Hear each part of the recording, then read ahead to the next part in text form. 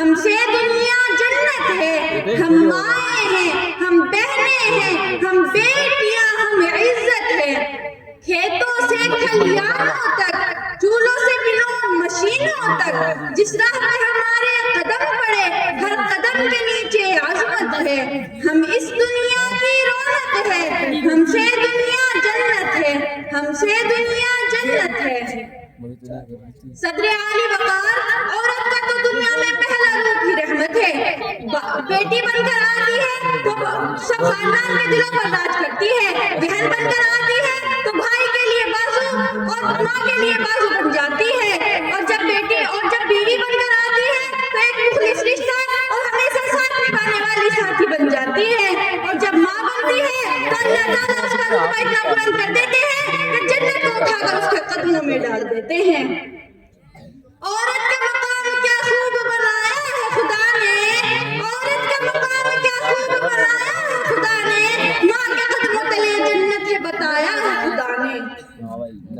صدر عالی وقار، اسلام نے جو عورت کو عزت اور مقام دیا ہے وہ آج سے پہلے کسی اور مذہب نے نہیں دیا، اور نبی کریم صلی اللہ علیہ وسلم نے فرمایا کہ جنت ماں کے قدموں کے نیچے ہے، اور فرمایا کہ تم میں بہترین شخص وہ ہے جو اپنے گھر والوں کے لیے بہترین ہو۔ عورت بیوی ہے، ماں ہے، بہن ہے، بیٹی ہے، ہر رشتے میں محبت اور عزت کا پیغام لے کر آتی ہے۔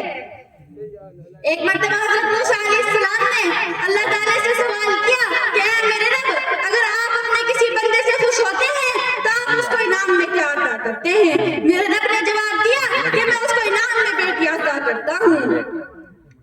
پھر موسیٰ علیہ السلام نے دوبارہ سوال کیا کہ اگر آپ اس بندے سے اور زیادہ خوش ہوتے ہیں تو آپ اس کو انعام میں کیا عطا کرتے ہیں؟ میرے رب نے جواب دیا کہ میں اس کو اور ایک بیٹی عطا کرتا ہوں، اور ان بیٹیوں کی اچھی تربیت کرنے پر اس کو جنت کی بشارت سنا دوں گا۔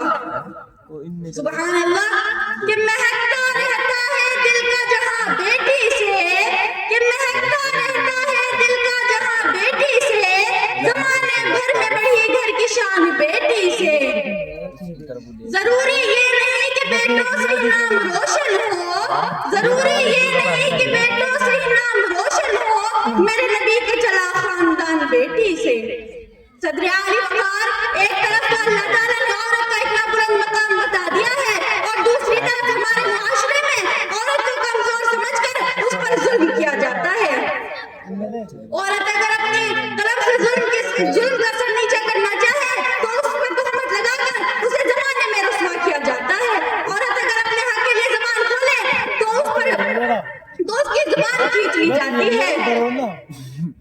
عورت اگر وہ عورت ہے جو طلاق کا دھبا لیے نہ جانے کیا کیا سہن کرتی ہے، طلاق مرد دیتا ہے لیکن طلاق یافتہ عورت کہلاتی ہے۔ جب کہا جاتا ہے کہ عورت ملکہ ہے، عورت رحمت ہے، عورت کے قدموں کے نیچے جنت ہے، جب میرے قدموں کے نیچے جنت رکھ دی گئی ہے تو پھر تم اس جنت کا احترام کیوں نہیں کرتے؟ صدر عالی وقار، آج ہمارے معاشرے میں عورت پر ظلم کیا جاتا ہے، اس کے ساتھ مار پیٹ کی جاتی ہے، اس پر ہاتھ اٹھایا جاتا ہے، اس کے ماں باپ کو گالیاں دی جاتی ہے، اور مرد سمجھتا ہے کہ میں بہادر ہوں۔ نہیں، بلکہ اللہ کے نبی نے فرمایا کہ جو مرد عورت پر ہاتھ اٹھاتا ہے اور اس کے ماں باپ کو گالی دیتا ہے وہ شریف انسان نہیں ہو سکتا، ایسا کام کرنے والا وہ جانوروں کا کام کرتا ہے۔